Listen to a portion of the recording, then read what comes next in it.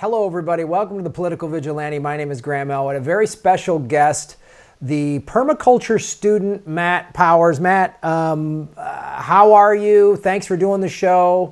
And you're going to basically give me and our viewers, you're going to kind of give us an education on what permaculture is. I've had a lot of my viewers say, oh, Graham, you should study more about permaculture because I talk a lot about a Green New Deal. So you're here to help us with that, Matt. How you doing today? I'm doing amazing. It's an absolute pleasure to be here and to be able to share what has helped me in my life. And I've been able to see how it can help everyone because I was a high school teacher. I was that sophomore English teacher that's supposed to get the kids to get really focused and launched and get prepared to think about college and careers and life. So when they're juniors, they can really focus. And it was shocking seeing the options that my kids had. I was teaching in the sixth most violent county in America, and our kids did not have very many options. And it wasn't that they weren't bright. It wasn't that they didn't have great, abilities or capacity. It was because the opportunities were limited, and we're in a really grave situation. The Green New Deal is so awesome that you bring that up because it combines regenerating the natural capital, the foundation of all economies, and providing jobs and revitalizing our economy, which isn't, recession. I mean, if you've been paying attention, if you have been, just buying things for the past 20 years, you know that we're in a serious decline. And it's really scary when you look through the lens of automation, look through the lens of AI, at what's coming down the pipe. And for me, I kind of faced this all really early on. My wife got cancer 12 years ago now, maybe 11 years ago, almost 11 years ago now. And I kind of got thrown into cold water. It was like, and then at the same time, this was right before 2008. So this was 2006, 2007, and I was touring all over America. And I was going through all these small towns because I wasn't big time musician.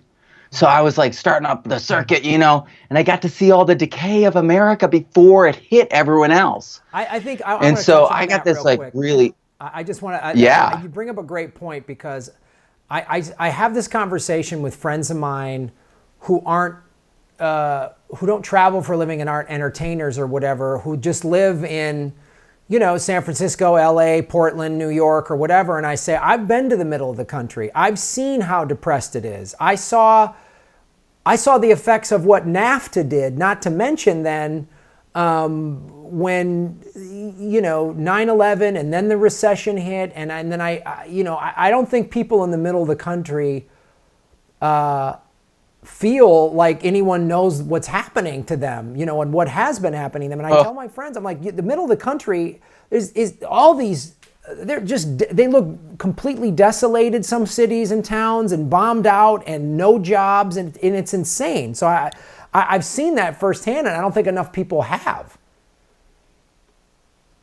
And the questions that my band and I were asking ourselves on tour was, how are these people paying for their rent? How are they paying their land tax? How are they living? And what we realized was it was a skeleton operation and everyone was on welfare.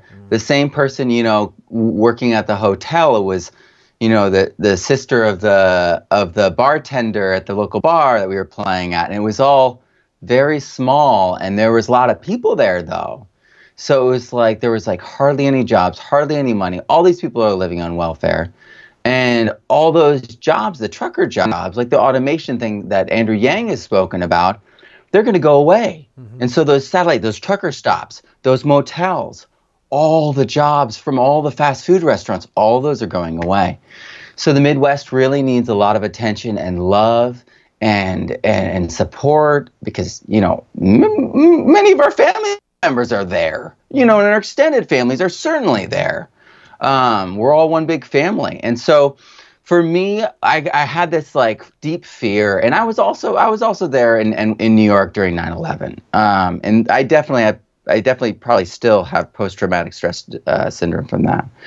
And so I was torn up. And 3 months after doing the radiation treatment, my wife got another form of cancer, which now we know was caused by the kind of radiation they did, and they don't recommend that now. And so I just went through this period of like kind of freaking out, and then I tried to find the best food, the best medicine. We tried all these alternative cancer things. Basically, we came to this understanding that it's your mindset, it's your diet, it's your behavior and exercise that have the greatest leverage points in your health. And so I started growing organic food. I found a lot of organic, mythology and not as much science. And I was an academic. So I was an academic, and my mom was a politician and who went to Columbia and who wrote the special ed curriculum for the middle school in the 70s for special education because there was nothing for them. And so I had this like onus, right? I have this like I have to do things at a certain level, and if I'm going to go talk to my mom about it. And so I started diving into organic, and then I started finding, there's only these narrow pathways to science, and then along those pathways, I found permaculture, and I was like, what is this? And I think a lot of people see it popping up in their feeds here and there, and they're like, what is this? And for me, as I dug into it, it was the science that connects all sciences. And so it gave me this fluency of understanding that when I applied it to my gardening in 140-degree soils in the Central Valley foothills of California, yes, 140-degree Fahrenheit soils, I was putting the thermometer in. They were bare soils, so they magnify and heat hotter than the ambient temperatures, which were 112 at the time. And I was able to grow such an abundance that PBS came and filmed multiple times, that local generational farmers came, and together we were sticking our arms shoulder deep into my soil, and them just being like, what are you doing? How is this even possible? And it's because it was the marriage of understanding. Finally, after years of education, I went to top 40 university, top 40 boarding school, and none of them provided the actual information that is not rocket science. Right. It's actually our birthright. It's stuff that, all the stuff that we could be doing, we can teach our kids to do. And all these permaculture design courses that I saw, and I took myself, paid $1,000 to take, I turned into a $20 book so that 8th graders can do. Mm-hmm. And I just got on this path. And what permaculture started out as was permanent agriculture. They wanted to figure out how to stop tilling the earth, to build the soils, and to reduce the labor involved, reduce the mechanization involved. Which nowadays, I mean, this was 100 years ago, and nowadays we're like, oh, that's all the things that we want in the Green New Deal. But they were just trying to make things run in a way that it would last permanently, where they wouldn't have to redo it every season. And then this concept really caught fire in the 30s and 40s. People started studying indigenous and cultures all over the world. People like Bill Mollison.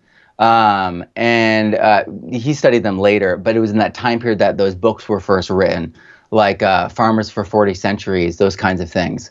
And then in the 60s, 70s, they really started studying these cultures in depth. They started writing books about them, and they started coining these concepts. And one of them was permaculture, this idea of permanent cultures based around partnering with nature to provide stable economies, food systems, energy systems, building, housing, repair, even social and governance systems. So it just exploded when they started looking through this lens of how to partner with nature with 3 simple ethics: care of the earth, care of people, and then this third ethic, which has changed over time as they struggle with vocabulary, as they've addressed different audiences. And I have adopted future care, which I didn't coin. It came out of a bunch of different areas and has been coined by other people in the past. But there was return of surplus, which was trying to say to care for the future of those first two ethics, earth and people care. But future care is long-term planning, it's long-term investment, and management. And it encompasses all those. There was a middle one in there called fair share for a while instead of return to surplus, and people got all upset politically, especially in America. And so there's been a huge struggle with the wording, and I think that future care is the one that people are really settling on now. And that's what I've gone and used, and yeah, so I've been in this process of taking this concept that is proven throughout time in different cultures and in different ways. Our grandparents did it in different ways. Perhaps you're already doing it in different ways at your home. Maybe you're catching rainwater. That's permaculture. Maybe you're building soil and composting. Well, that's permaculture as well. Anything that's regenerative, that's regenerating the natural foundation, the natural capital that all human activity, all biodiversity, and all economies are based on, then you're doing permaculture.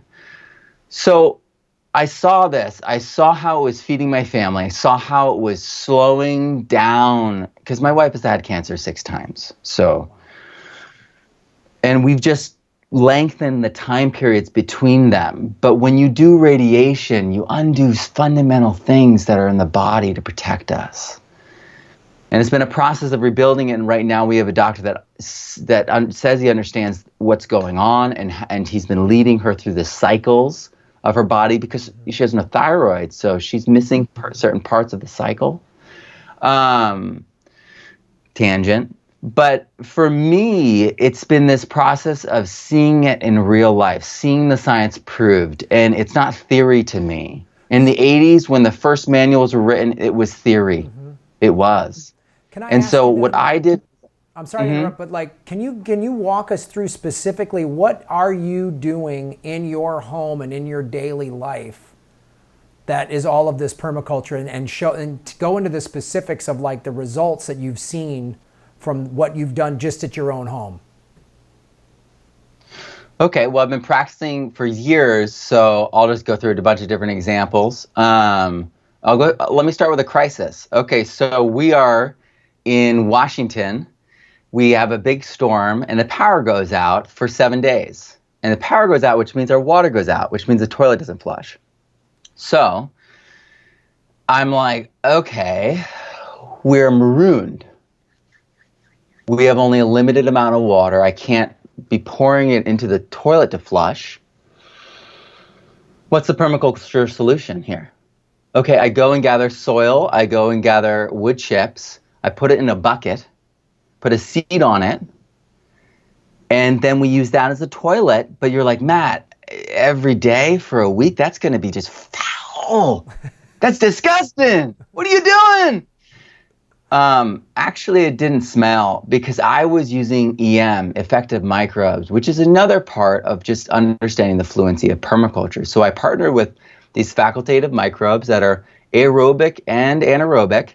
And so what they did was they fermented the nitrogenous compounds that make the stink, right? The stink is like what? Ammonia? Stink is all this different stuff.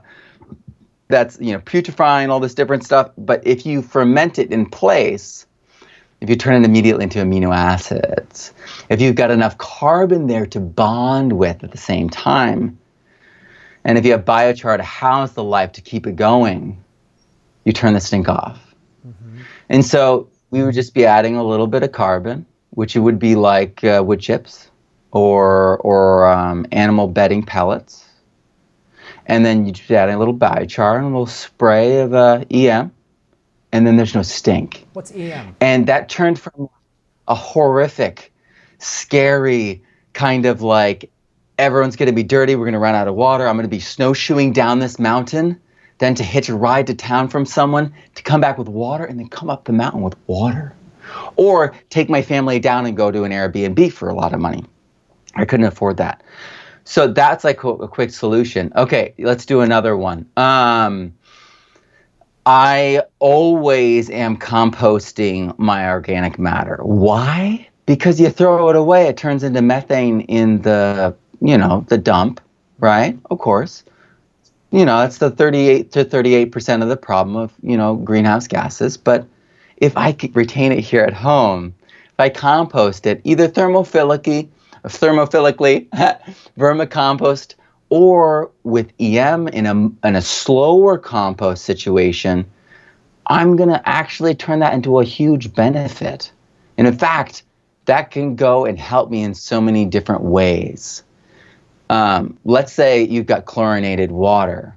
Well, you run passively a little bit of compost, run water passively through that.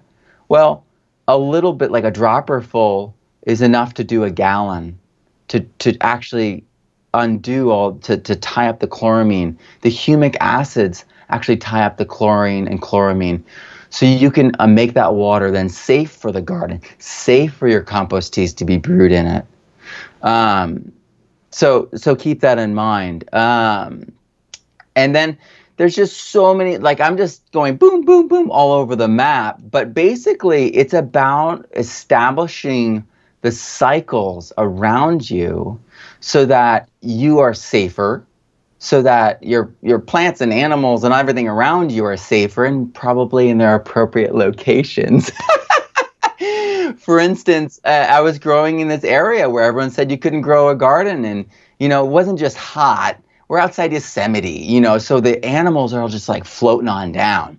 And this was in California in the Central Valley. And so everyone's like, the deer will eat your garden without a fence, Matt.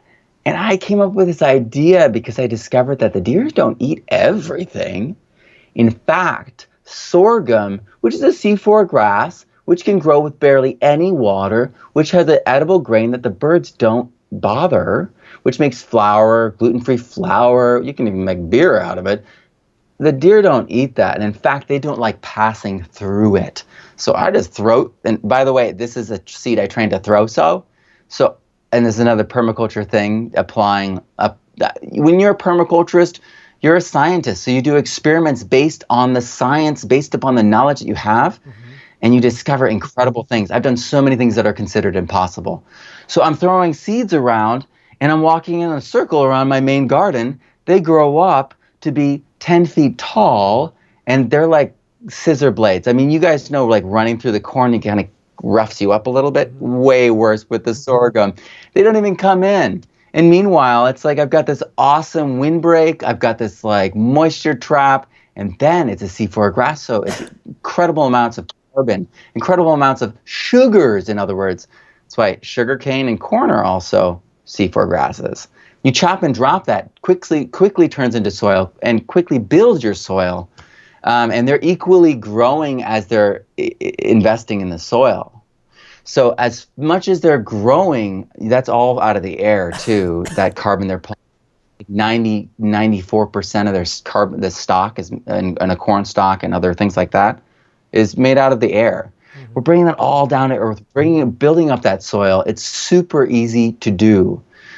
And again, I'm just kind of jumping around because it's this fluency of understanding the microbiology all the way up to how we interact in our daily lives with the food we eat. For instance, this is a basic understanding that every child should know, that the waste that animals create gets turned back into soil, and all the scraps and all the brush and all those things gets turned back into soil. And then that organic matter is housing all the nutrition that the soil food web, the biology in the soil, the life in the soil, actually trades and uses in the economy with plants. Plants do not just wait for humans to come and feed them. That's some BS. You don't see people running around in the middle of the woods or the jungle like feeding the trees. That's crazy. Right. The reality is plants have their own economy. They have their own system where they're drawing through photosynthesis. This is the other part of photosynthesis we never get taught, is that they're taking all that carbon into themselves to create these sugars to trade in a barter system on every root hair of their body. They're trading with different bacteria and fungi, and then the bacteria and fungi are then the ones that are breaking down the nutrition. The plant can't actually do it themselves. So when they're spraying all this stuff in the fields that we see in conventional, chemical, and toxic agriculture, they're killing that life. which is the actual pathway to nutrition. So they're like, "Well, look at the soil. It doesn't have any nutrition. We got to bring it in." They did it themselves. It's idiocy. So they're like, "I chopped my foot off. I can't walk. You got to help me now." And it's like, oh, let's think about this. So permaculture is this beautiful rejoinder, and it's based in science. And my work, I base on actual, my dog's scratching himself, that's what that noise is.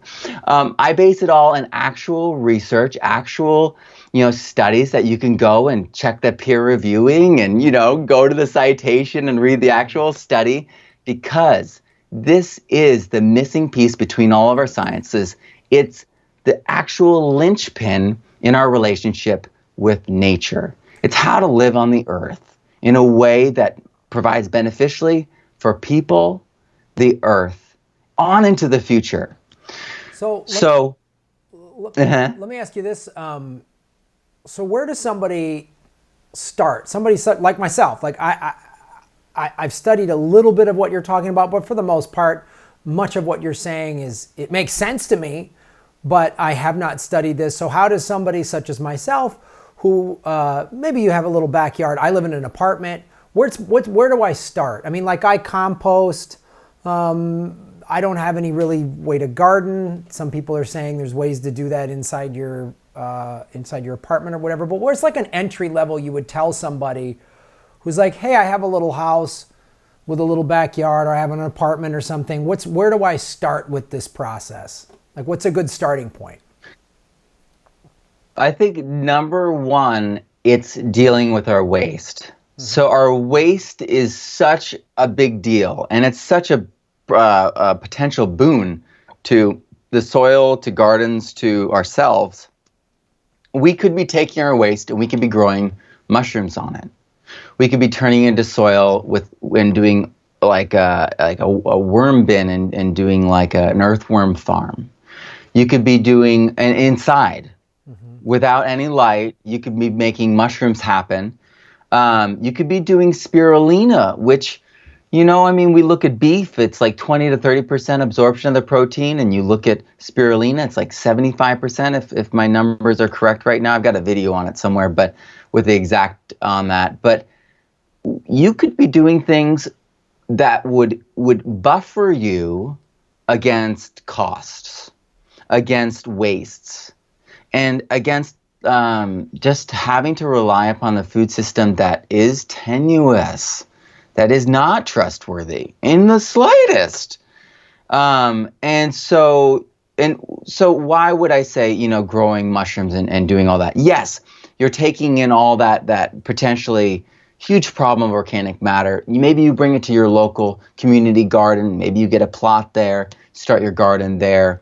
Gardening is totally essential. It's that loop, because the biology in the soil is cousin to the biology in our gut. We always talk about how the cows don't really digest the food. It's the biology in their 5 stomachs, right? Are we that different? No. So it's that the health of the soil is actually the health of their body, and the soil literally is our future bodies. People think the plants they eat are the future. Actually, it's the soil. So I really focus on soil. I really want people to know that soil, that our waste, our human manure, needs to improve. You're like, oh, there's all these toxins in our human manure. I'm like, yeah, and you did that. And so we need to improve our human manure. At different times in history, people literally had an economy based around people with high quality human manure. They would buy it from them. And particularly because human manure is so high in nitrogen, you can pair it with higher carbon materials like wood chips and digest them quickly. And make amazing compost if the person's healthy and not taking certain medications. Caveats, right? We got to have lots of complexity and caveats. That was one of the things early permaculture, early return to the land kind of folks didn't do, and even early organic didn't do, was enough of that kind of caveats and vetting. And that's what I seek to do with my work. That's why in my online programs, I have over 70 educators. I really try to show that complexity. So for you, I would do a few different things. If you're composting, how are you doing it? So what I do, I live in a city that collects yard waste, yard trimmings, and I have a Yeah. little, almost like a little cookie jar thing, and I use those compostable Oh, bags, and I put stuff in there, and then when it fills up, I tie up that bag and I throw it in the yard waste bins that the city picks up. okay. So what they're doing there is windrows, and it's thermophilic compost. They're turning it with this machine in a long row, and pretty tall long row, like a 2 meter tall row. Um, that's hot.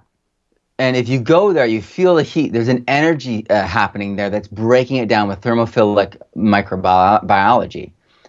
But the crazy thing about effective microbes is you could be spraying it on there. You could be making bokashi with effective microbes on your countertop, and they wouldn't be losing the nitrogenous components in that heat exchange. People say sometimes that compost is like an engine running with the amount of CO2 coming off because it's breaking down, it's creating all that heat. So this EM pathway is very powerful, and it pre-digests it. So you might even just be spraying it on there or spritzing it on there as you're going. You might be you might have animals and animal manure that you're collecting. You could be doing that too before you send it, so that it's like totally on its way to being fully fermented. And then if you have a small yard, I would focus on first building the soil. So many people just try to start off immediately doing gardening, and that's totally awesome. But a lot of times they're met with early failure, they're met with disappointment because their soils aren't great. And so I have kind of this week actually coined this idea. You've probably heard of the three sisters, which is corn, beans, and squash, which is kind of like the companion planting. Well, I have like these 5 cousins I use, which are really hardy plants that can go right up to the edge where you're barely planting, where you're barely, watering, all these different things, and grow in marginal soils. And then you chop and drop, and then they start building soil in place. So cowpeas, which fix the most nitrogen out of all plants tested so far, and they make the most biomass. And then C4 grass sorghum, like we talked about, keep those other animals out of there from, munching on the tasty ones. And then amaranth, which is a C3 and C4 grass and provides lots of little bird habitat. So you bring in these teeny little birds and they start biting things and getting and moving things around, and they're at the same time dropping tons and tons of manure. And that's super high value manure actually. And then you have daikon radish, which is like a biological tillage system which goes down like 2 to 3 feet deep, sometimes 3 inches wide. And they're actually collecting phosphorus and scrounging around excess nitrogen and storing it, and that can compost in place. And then buckwheat, because that doubles your capacity for cowpeas to take in nitrogen. And so you're chopping all this down at the end of your season. After you grow this all, you save seed from it so you can do it again. But all their bodies, all that plant bodies, you break it down, you chop it down, you stomp it down in place. And then over winter, the frost comes and breaks that all down in place. And you've got unbelievable soil the next year. Wow. So that's what I would say for people to do to just start off. Because for me, I never had money. I couldn't go and cart in the soil, buy me the compost. I never had that kind of pull. So I had to figure out how to do things with free pallets, how to do things with just some of the waste that my family generated. I had to really learn the hard way, and the only way I did it was with permacultures. And there's tons of techniques out there that people like label as permaculture, but permaculture is really this lens to me, which has allowed me to really do crazy things. Like, I'll give you an example. So there's these corn in Peru that grow at 9,000 feet elevation. And they're completely set to a different sun pattern, right? They're on the other side of the other hemisphere. You bring them to America, they don't grow because they can't flower at the same time that they tassel out. So they don't actually connect, that tassel at the top and the corn at the bottom of their tassels. They don't connect, so they don't form seed. So experts on these corn in America, universities and doctors have all said it's impossible to do. But I've discovered that through experimentation that it's joules. It's actually literally units of energy, not the hours of time in the sun that photoperiodic plants are sensitive to. So just simply put, the plant just needed some shade. So I put it under an oak tree on a sundial of a hill on the dark side, so it only got 4 hours of direct sun. Not too complicated, right? And it grew like 16 feet tall. It was nuts. And so it freaked out, right? Because 9,000 feet to 2,000 feet, the water exchange, right, the way you handle water genetically changes. And so it freaked out. It grew so giant. And some of them actually had a crown. So genetically it was freaking out. Had a crown of heads, ears of corn at the top, 16 feet in the air. So I couldn't even look at it until the end of the season. Wow. Totally weird. But I got it to adapt, and now I'm starting the 3rd generation right now here in California. And it's because I was like, well, what is the plant actually doing here? I've got good soil. Is it just light? Is it positioning? What's the sun angle like? The timing, all these different things. And that's just the basics of permaculture. Because, you learn permaculture design. You learn how to read your site. You learn how to read nature. And so you respond adaptively. And like you said, where do I start? Well, I would say start by hopping on my website, downloading some of my books, taking some of my free courses. And that's why I offer it free, because people are like, wow, this seems like it makes a lot of sense, but it's big. Yeah. This is like a big idea. It is. And it's so fundamental to who we are. And that's the thing, is as soon as you start getting into this, you're like, man, I wish I had learned this when I was 7 or 8 or something. Right. Because this would have changed everything. Well, even bankers are like, wow, nature itself works like an economy, giving and taking and borrowing, lending. Who knew? I know. It's amazing. And I really thank you for your time. So before we go, why don't you tell everybody again your website and where they can get all this information and download these books, and where their sort of entry level point would be. So I have a gardening course that goes through everything I just went through, but in total detail, a 3-part gardening course called Your Best Garden. If you go to the permaculturestudent.com, it goes through it. If you want a thorough introduction to permaculture, I also give away my first book, which is that PDC on paper I talked about, which is that $1,000 course summed up into an afternoon of reading, or an entire few weeks of a course for 8th graders. That's also there for free, because I believe this is all a human right. And while it seems vaguely familiar, but at the same time kind of complex, move into it. Just start taking it in, because it will continue to grow on that other side where you're like, this is familiar. And that other side of it's complex will turn into, it is complex. And it is cool. Because when we understand that it's us, that it's not this outside system, that it is our body, our food, our children, and our future, and our economy, and the way out of this mess, we begin to get really excited. And as soon as you combine enthusiasm and curiosity with a problem, you begin to run. Right. And that's what I want everyone to do. And that's why this is free, because I know when you start diving into this information, you'll catch fire, and you'll start spreading it. You'll start living it. Whether you're getting a compost toilet, whether you're composting, whether you're just joining the community garden and saving seed, or whether you're talking to children about the way the world really works. It's all permaculture. So thank you so much, Graham. Thank you so much, everyone, for participating, for listening, and visit thepermaculturestudent.com. Thank you, Matt. Really appreciate it. Everybody out there, like you said, go to permaculturestudent.com, get all the information you need. And as I talk about on this show, we're all political vigilantes, and I say get involved on a local level. Well, you want to talk about a local level, it's your own backyard and your own body is what Matt is talking about. So thank you, Matt, and thank you, everybody, for watching. And I guess all my tour dates and everything are at grahamelwood.com. Thank you so much.